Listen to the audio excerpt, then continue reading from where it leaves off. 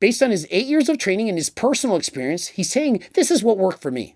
But does that mean that he's read all the studies, that he understands everything? He's doing the best he can.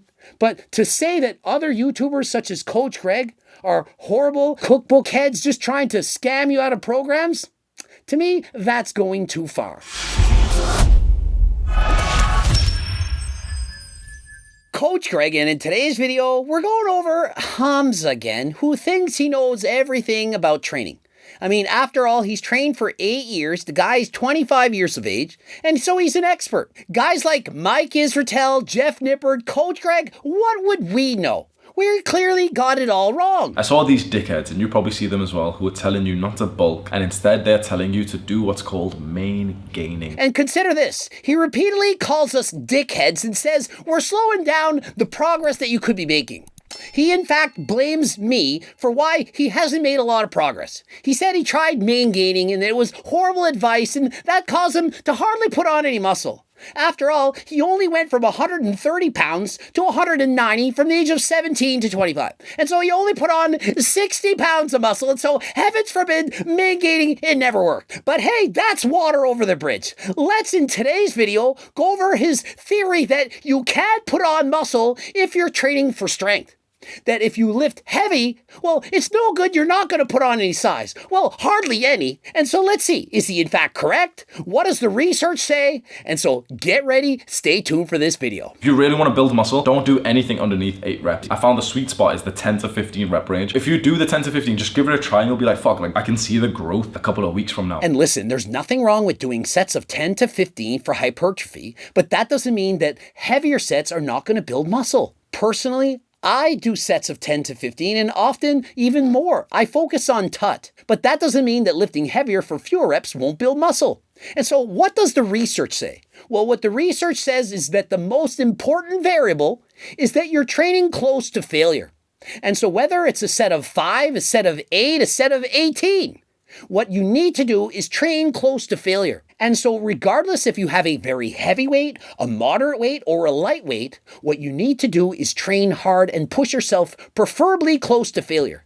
Unless you're a beginner, you train easy, but as you get older, intermediate and advanced lifters, you can train to failure, do supersets, partial reps, forced reps, and so on. So I do 60 kilograms for 15 reps. Yeah, it was pretty good stimulus. I could probably go heavier next time. Then what I do is once I know what I could hit for 15 reps, I then reset back to 10 reps with a heavier weight. And so what is his advice? Well, put on a weight that challenges you to get a set of 10. And every week, try to do more. Rather than increasing the weight every time, increase the reps. Once you're able to do 15 reps, you increase the weight and drop the rep range down to 10. You keep repeating this. Do 10 reps until you can get 15, increase the weight, back down to 10 reps, and repeat over and over again. And what do I think of this? I think it's great. It's fantastic advice. Oftentimes in my training plans, I tell people, for example, do 12 to 15 reps. Once you get 15, I want you to then increase the weight. And so there's nothing wrong with that advice. But the problem is, he thinks it's the only way. What I found is obsessively trying to add more weight to the bar every workout makes your progressive overload go to shit. This is what powerlifters and weightlifters do, and I don't think it's smart. And so the problem is, he has no idea how powerlifters and weightlifters train. He thinks that powerlifters and weightlifters, all they do is try to go heavier every single day. That all they care about is lifting a heavier weight. And with that, they've sacrificed form, technique. They don't go through a full range of motion. And so he's saying, it's useless. It doesn't make sense. You're killing your gains. The problem is, that is not how we powerlifters train. I, in fact, am a world record holder in powerlifting, coach a number of athletes at the world championship level. And so rather than increasing the weight every week, what we often do is increase the weight and drop the reps down. You're lifting heavier, but for fewer reps. That way you can maintain form. We use assistance exercises so that we can strengthen our weaknesses. We do not compromise form, and even more so than bodybuilders, I do believe powerlifters lift with perfect technique. After all, if you're not lifting with the best technique, you won't be able to lift the optimal, heaviest weight possible come meet day. I think the way better thing to progressively overload with is reps. I think it's nice having a quite broad rep range, 10 to 15. And so Hamza is saying you should progressive overload reps, that's the answer. Well, guess what? If all you care about is doing more reps with the same weight, you know what you're going to do? You're going to take shortcuts. You're going to swing the weight, perhaps cheat, not pause as long. Do touch and go reps off the bench press rather than pause the weight on the chest as we do in competition. And so rather than thinking you have to progressive overload with increases in reps or increases in strength, think about what I recommend. Progressive overload in any means possible.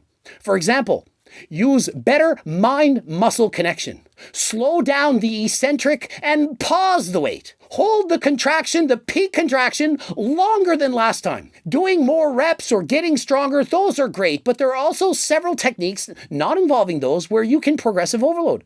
I strongly encourage you to do those. I've listed them in this video and videos in the past. And so no, it's not always about ego lifting. When you're ego lifting, what you're doing is you're caring more about the weight lifted or how many reps you're getting with that weight than lifting with picture perfect technique. And so what Hamza has done is assuming that powerlifters are all training wrong, that all they care about is lifting heavier weights, and that if they just did more reps, that would be the solution. But it's not. Both are forms of ego lifting. And it takes maybe a month to go through the 10 to 15. Sometimes for a lot of people, especially as you get later on in your training career, it can take months to go from 10 to 15. And listen, it can take years. Imagine this. You're really strong in the gym. You can get 225 for 10. Do you really think you should expect to get 225 for 15 in a month? To actually go up 1 rep per week on your bench? That's 52 reps in a year. How many of you think it's realistic for most people to go from 10 reps on an exercise to 15 in a month? With steroids? Sure, I think you could do it. But for a natural lifter, going from 225 for 10 to 225 for 15, that could in fact take a year or more. When you're chasing reps instead of weights, it's actually so much better in my opinion in terms of hypertrophy for muscle building. And so in his opinion, it's much better to chase reps rather than strength, when in reality, it's the exact same thing. In both cases, you potentially could be ego lifting to allow you to get the progress that you think you should be getting. You're thinking, well, I should go from 10 reps to 15 on that bench in a month, maybe a couple more months. After all, I'm no longer a beginner. And so when you don't get that, what do you start doing? And so rather than pausing the weight at the bottom or going down slower on the eccentric than the concentric or really feeling that mind-muscle connection as you squeeze the chest muscles at the top, you're thinking, I'm just banging these reps up. Maybe I won't even lock out. Maybe I won't even touch my chest on the way down. All because you're chasing the dopamine release of getting more reps. Oh, heavens forbid, I only get 11 reps for 2 straight weeks. What will I do? And so what I've done to alleviate this problem in the past is I recommend people lifting with various weights. For example, if you did 225 for 10 reps, perhaps the next week you do 205 and you get it for 15. Next week, 185, get it for 20. Next week, 235, you get it for 8. And after a month or two, you go back to that original weight after you've already been training harder than last time. And now you can easily break that 10 rep barrier and you get 11. It might have taken you a month or two to increase 1 rep, but you can do it. The problem is people think progressive overload is something you have to write down to pre-program and have an exact plan every single time you go to the gym. Well, what if there's a different machine? What if you're having an off day? Or you rest an extra 30 seconds? Or perhaps you rest 30 seconds fewer? You can't track everything. But one thing you can track is, are you training hard? And how hard is that? Harder than last time. What did you think? Tell yourself during the set, during your last few reps, train harder than last time. And if you can honestly say that you tried, well, that's good enough. You won't always get more reps. But what you can do is always try. And some days you're not going to feel it. You're going to have an off day. You're not going to get as many reps. You got 10 previously. Today you only got 7. You're going to feel depressed. How come I'm so weak? Then you're going to think, what can I do? You're going to think, well, I perhaps need to bulk up. If I get really big and fat and eat a lot of food, I can lift a lot more. Yeah, you can lift a lot more because now that you're 20 pounds overweight, the bar doesn't have to go down as low to get to your chest. Does that mean you got stronger? Well, maybe. But really, you're decreasing the range of motion because you got fat. And what else do people think? I've been stuck at this weight. I haven't gotten stronger for 2 months. I need PEDs. My friends over there, they put on 10, 15 pounds of muscle this year. I put on 2.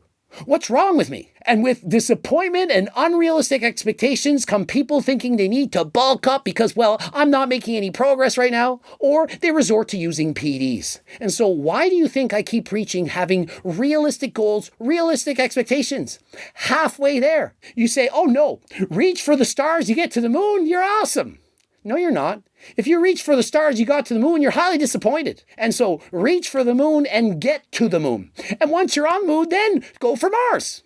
Realistic goals, small steps, steps that you can realistically achieve. You can add the weight and still do the movement, but what you may end up doing is add by 1.25 kg or 2.5 kg, and then you end up just making the movement 0.2 seconds faster. Yeah, and the exact same logic that you're using can be applied to doing more reps. And so do you see how your logic is flawed? When you add weight to the bar, I think that actually makes the progressive overload weird and actually like harder to calculate. I think it's so much better going for reps of a weight that feels quite comfortable to you. And so regardless of the method you're using, which do you think is the easiest to use? Which YouTuber do you think has the most realistic and easy and simple advice to follow? At the end of the workout, reflect on it and say, did I train hard? Did I train harder than last time? And if you didn't, that's okay. The next time you go to the gym, you can look back on this workout that you just did that perhaps you didn't push as hard as you should have, and you train harder than that. And if you do this, month after month, year after year, you will, I guarantee, make progress. That is how you train. That is how you incorporate training harder than last time. You don't need to use big words. Hypertrophy this, IRR, central nervous system, TUT, superset, drop set. Yeah, it's all great advice, but does everyone understand it? The majority of people who go to the gym, they don't have a clue what they're doing. But all you need to do is train with proper form and go hard. How hard? Harder than last time. Now do you understand why I have that sign hanging up in my home gym? Why I keep preaching it? Why it's helped so many millions of people know what to do in the gym? Oh, that Coach Greg doesn't help anyone. He oversimplifies everything. I need to listen to all these other smarter people that use big words. What really matters is that you enjoy what you're doing, that you like the physical activity that you chose to do. I don't care if it's lifting weights, riding bikes, walking, bird watching, bowling. Do it and progressive overload by going harder than last time. And if you enjoy it, you're going to keep doing it. And that's ultimately what's most important in this world. It's sad to me how people sit down, are morbidly obese, and simply don't participate in physical activity. And I understand why. It's not fun. You don't like it. You're not good at it. And to me, very sad. I want you to find something you like that you truly enjoy, do it well, get better at it, and do it for the rest of your life. You're training for strength instead of muscle. Now, you may have seen powerlifter propaganda where they've told you that muscle and strength are correlated, so you may as well train for strength. Correlation does not equal cause. And so just because correlation does not automatically mean causation, it doesn't mean that if you train for strength, you're not going to build muscle. Of course you are. Muscle growth comes from hypertrophic rep range. And yeah, if you train for some strength, you may get some bits of muscle. And so he spits out the word hypertrophic rep range. And so that's not really a thing. He kind of just made it up. You can't say hypertrophic rep range is 10 to 15. It's not. It's technically 1 to 50. Depending on how hard you push yourself, the amount of volume you're doing, as well as the intensity, that is what you need to do to build muscle. And my advice is I don't suggest you train really heavy. And it's not because it won't build a lot of muscle, it's because you might get injured. The problem is the higher the rep range, the harder it is to go close to failure. It's a lot easier to get 4 reps if your max is 5 than it is to get 19 reps if your max is 20. Don't believe me? Try it. When you do higher reps, you rely on the anaerobic lactic energy system. You're feeling that burn, and it is hard. And in that case, I strongly suggest you use beta-alanine. Beta-alanine we include in our pre-workout. And why? Well, because it wards off lactic acid, that burning sensation you get. It's in my top 5 natural supplements you could use for 2022. But if you care mostly or solely for muscle gain, you need to train in like the muscle building rep range. Which is a myth. He's saying it starts at 8, and it probably does, but 10 to 15 is better. There's no such thing as this muscle building rep range. And so he states in videos he doesn't watch Coach Greg, but he blames me for why he didn't put on enough muscle because he wasted his time at main gaining.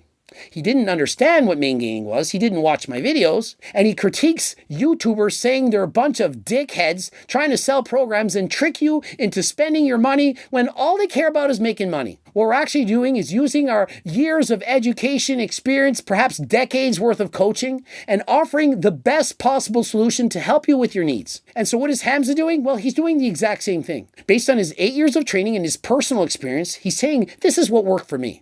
But does that mean that he's read all the studies, that he understands everything, that he gets all the various nuances of how you should train, how you should recover, and so on? I don't think so. He's doing the best he can, but to say that other YouTubers such as Coach Greg are horrible dickheads just trying to scam you out of programs, to me, that's going too far. People say it starts from 8, and it probably does, but 8 still builds like too much strength in my opinion. It's too heavy. And so 8, it builds too much strength. Too much, because who would want to be stronger? Because at 8 reps, building all that strength, well, you're probably not going to build very much muscle now, are you? And I'm being sarcastic. It makes no sense. If you do a set hard and you get 8 reps, you kidding me? You think that's not going to build a ton of muscle? Of course it is. Maybe, just maybe, I wouldn't do 10 to 15 rep range for squats. It's too like cardio, you feel kind of tired and not with your quads. So maybe I'd do like 8 to 10 for squats, for example. If doing a set of 10 is too much cardio and you have to only do 8, you need to work on your cardio. Perhaps you need to progressive overload your cardio. Train it harder than last time. You could even add in GO2 Max. In GO2 Max, it contains the main ingredient NMN, which the FDA has recently banned.